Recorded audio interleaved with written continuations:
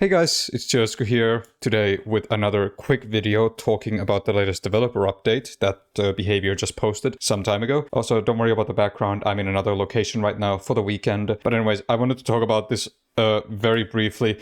I have some concerns, I also have some things I do like, and the PTB will be next week, so we'll see how these changes really are. So we're just going to immediately get started talking about the first feature that they started talking about, which is the slugging reduction update, which was mentioned a long time ago on their health roadmap. Quite a while ago, they were talking about like adding these features for anti-slugging, anti-tunneling, and such things like that. The way the slugging reduction update now would work is that when a survivor is left into the dying state for a total of 90 seconds, after that, they can pick themselves up. So it's kind of like basically unbreakable after that 90-second time. And you can also, of course, disable this mechanic in custom games, which is a good thing, because I was kind of worried that for a competitive scene, that would like these changes, not just the slugging reduction, but other changes would like just not be able to be disabled in custom games. But thank God you can, because then the competitive DBD would have certainly been in flames, I'm gonna be honest, if some of these changes came live.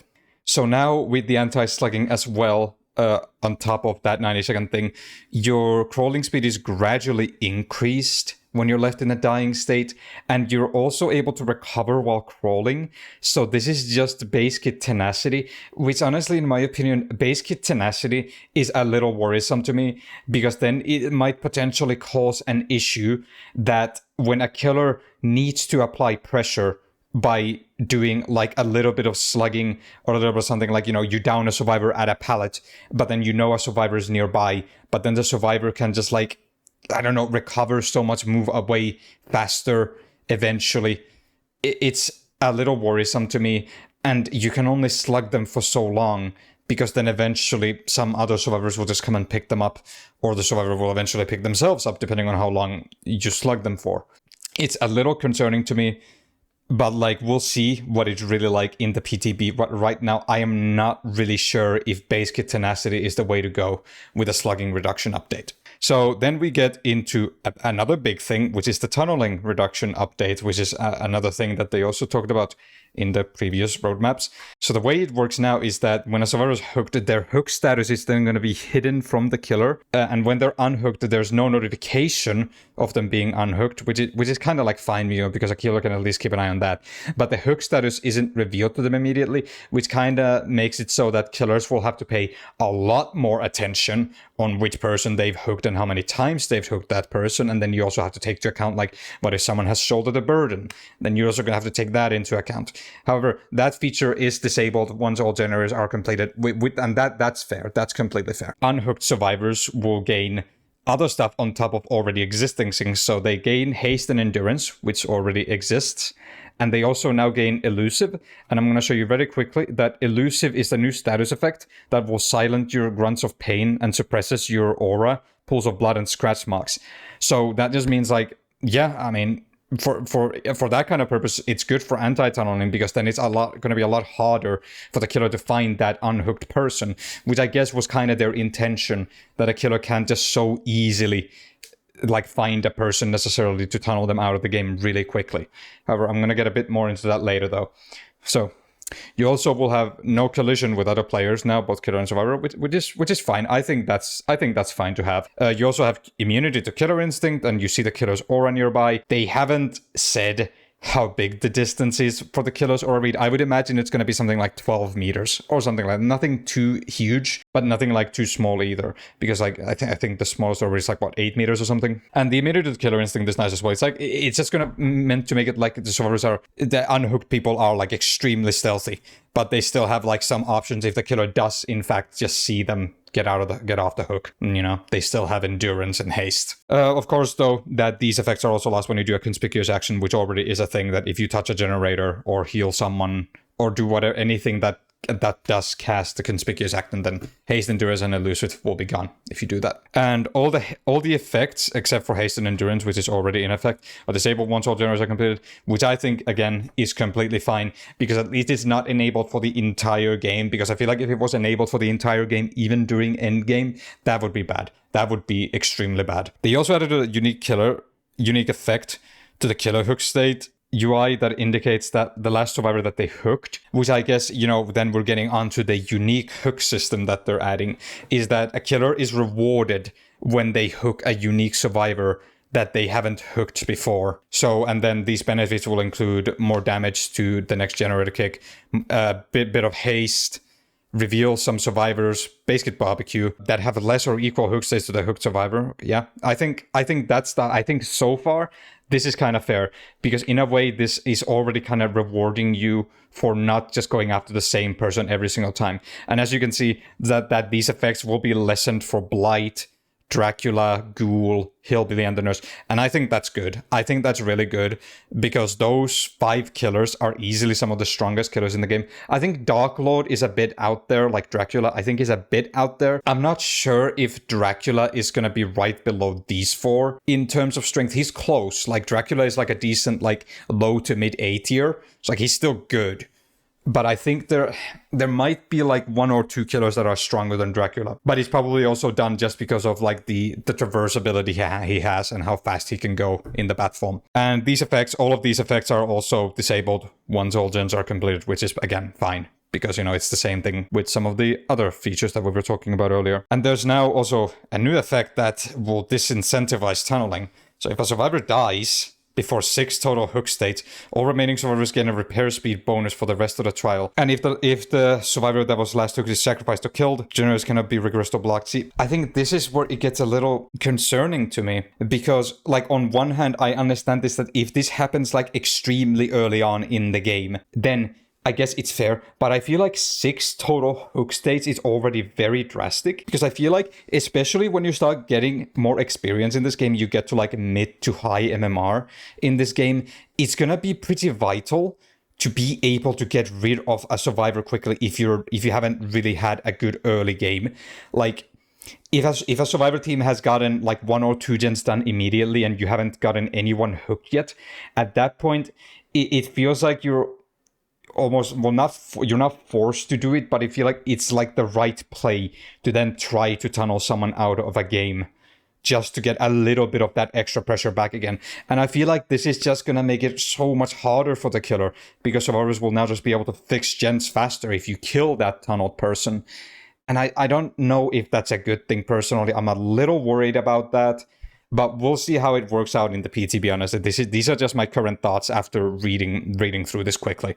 And they also updated some survivor and killer perks to account for these changes, which they haven't stated yet. I'm kind of honestly kind of weirded out that they haven't stated which perks and what changes they've done to them, but we'll see. So there's the elusive status that we talked about. Then there's a small tomes lore update. And yeah, it's just a bit of tome stuff. I'm not too interested about that, but now we're going to get to the other big thing, which is the killer update for the Shape, aka Myers. And I've been very interested in this because, like, I really like Myers as a killer. Like, sure, I do admit to the fact that, like, Myers is currently in the live version of the game. He's very weak. He's a, like, easy low C or D tier killer. He is not strong. He has some add-ons that make it like a gimmicky killer or make it like a bit frustrating to go against, especially if an inside map. Going against Scratch Mirror Myers in the Reese is very rough for survivors because he can just surprise you so many times. I mean, sure, there's the drawback that he can't go above tier 1, sure, but still, he's basically gonna have no terror radius or anything. But anyways, so let's get to talking about what changes he will have now. So, Evil Within has now been replaced with 2 modes that can be toggled with a button press, and these modes are Stalker mode and Pursuer mode. And one thing I will say immediately is that I like this. I do like the idea of Myers having 2 modes that he can toggle between. I do like that. So, Stalker mode, you know, as the name says, that you're gonna move a little slower, you're gonna be undetectable, however, and you can stalk survivors. This is gonna be nice because you're gonna be, I'm pretty sure, permanently undetectable now. So, no aura reading perks will work on you and such. So, this is gonna be really fun to like variate between, because it also kind of depends on the map you're gonna get. You can kind of like choose which one you would prefer to run, because if you get a map like Larice or even the game, well, the game's a bit more open than Larice, but you know, inside maps, so you would probably be more incentivized to run Stalker mode because you're going to be able to get people a lot more, I think. And then there's Pursuer mode, which is a default killer speed 115. You have 24 meter terror radius, which is actually a pretty small terror radius, all considered. You have increased volt speed, longer launch range, break speed, stun recovery. I'm pretty sure the break speed and the stun recovery are new additions to how it works. One thing I also will say is that apparently it seems that to me that this is just like a thing now that like I don't think they will go up if you're like tier 2 or tier 3. Like those stats will not go up and they will just like stay at a fixed rate now in pursuer mode. So if you're tier 3, it's not going to be like an ultra mega super fast like volt or anything. I think it's just going to be at a fixed rate now. Once the stalk meter is full, evil incarnate mode can be triggered at will. Granted the following effects for a limited time. Okay, yeah, so from what I can tell, there's not going to be tiers anymore. It's just going to be the power that you charge to the limit, and then you can decide when you trigger it. Kind of like Trickster's main event in a way, even though I'm pretty sure main event wears out for Trickster after some time if you don't use it. The note also is that survivors will no longer become exposed, which is interesting, which is very interesting. That's a big change to minors, actually. Survivors will no longer be exposed. So, once you activate Evil Incarnate, you still remain the same speed, 115. Your terror radius is almost doubled, which is crazy, and you have an increased volt speed. So that's probably going to be, once you have activated Evil Incarnate, it's probably going to be like tier 3 volt speed. Granted, you can probably switch to Pursuer mode while you're in this. That's going to be pretty fast, actually. So you also unlock the Slaughtering Strike ability, which is what I wanted to talk about. So you hold the power, it reduces your movement speed, and then you press the attack button while charging, and you launch forward. You can adjust your angle as you move. Length of the launch depends on charge time. If a survivor enters the killer's attack range while lunging, they are knocked into the dying state, which, you know, I guess that's the insta-down ability of this kit now. And you can also use it to destroy pallets, kind of like Demogorgon's Shred ability. And it also unlocks the ability to grab and kill or perform a regular Mori on survivors who would die the next time they are hooked. So that's just going to be like a base kit Myers thing. And I think that means like his tombstone add-ons will be changed now, so they are gonna function differently, most certainly. So I wanted to talk about this whole slaughtering strike ability. I'm honestly kind of fine with everything else, like the Stalker mode, Pursuer mode, and Evil Incarnate mode. They sound really cool. I'm all for that. That sounds nice. I'm a little worried about the slaughtering strike ability though, because to me it seems like a combination of Pig's and Demogorgon's ability. It's like Pig's Dash and Demogorgon's ability to destroy pallets with it, but it's also, from what I can tell, an insta-down ability. So honestly, that's concerning to me, because now it feels like Myers is going to be like a dash killer in a way. And I don't know, I feel like there's already so many killers that have an ability like that. I feel like they could have done something a little different with it. And I feel like this might just cause a little bit of frustration with survivors, but I'm not sure. We'll find out in the PTB how this is going to feel. Like, I am really happy that they're giving Myers some well-needed love now, because Myers has been weak for so long. So it's nice to see that they're at least experimenting. And I like to see behavior experimenting, like, to a really large degree, with like a lot of brave changes in mind, because this is just going to be in the PTB, and hopefully some things will be changed according to how the community responds once the PTB is out. And also some of the mechanics of stalking were adjusted. So remove the limited pool of stalk points per survivor, which means that like nowadays in live, when Myers stalks a specific survivor for too long, they will just glow in red and you are unable to stalk them anymore until, I believe, you've hooked them and they've been unhooked, and then I think you can do it again, if I'm correct. Reduce the stalk range to 32 meters and remove distance modifier. Which makes sense, because, like, you know, like right now, Myers can stalk from any range, I'm pretty sure. So yeah, I think 32 meters is completely fine.